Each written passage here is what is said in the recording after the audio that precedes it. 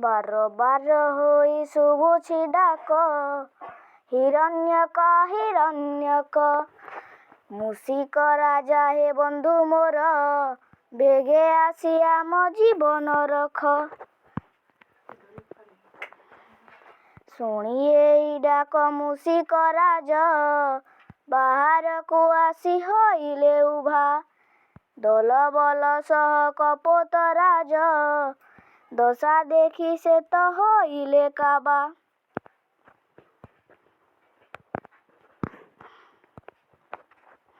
କପୋତ ରାଜନ କହିଲେ ସଖା, ଯାଇଥିଲୁ ବନ ପଥରେ ଉଡ଼ି। ପଡ଼ିଗଲୁ ଆମେ ବାଣୁଆ ଜାଲେ, ଖୁଦ କଣିକାର ଲୋଭରେ ପଡ଼ି।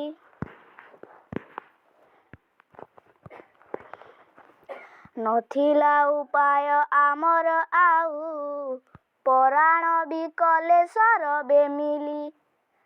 ଜାଲ ସହିତରେ ଆସିଛୁ ଉଡ଼ି, ମରଣର ଭୟ ଦେବାକୁ ଟାଲି। ମୋର ଅନୁଗତ କପୋତ ଦଳେ, ତୁମେଇ ପାରିବ ମୁକ୍ତ କରି। ମୂଷିକ ରାଜ ମୁଁ ବାଲ୍ୟ ସଖା, ଆମଠି କରୁଣା ବର୍ଷା କରି।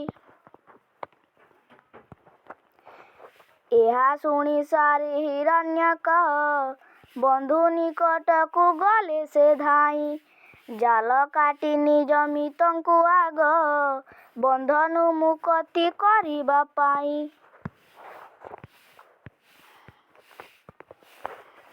ଏହା ଦେଖି ତହୁଁ କପୋତ ରାଜ, ମିତଙ୍କୁ କହିଲେ ବିନୀତ ହୋଇ।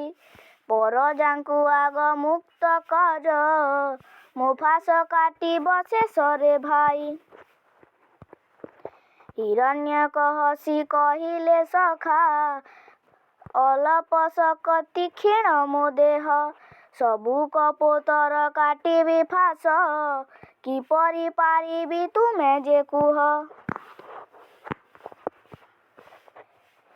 ତୁମେ ଦଳପତି ବନ୍ଧୁ ମୋର, ପହିଲେ ତୁମକୁ ଦେବି ମୁକତି। ତାପରେ କାଟିବି ପାରିବି ଯେତେ, ଦେହେ ଥିବା ଯାଏ ମୋର ଶକତି।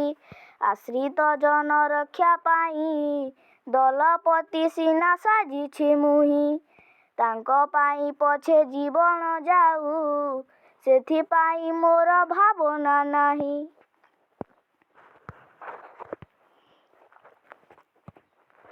କପୋତ ରାଜନ ବଚନ ଶୁଣି, ହିରଣ୍ୟକ ହସି କହିଲେ ତେଜେ। ଆଦରସ ତୁମ ଧନ୍ୟ ସଖା, ଦଳପତି ପଦ ତୁମକୁ ସାଜେ।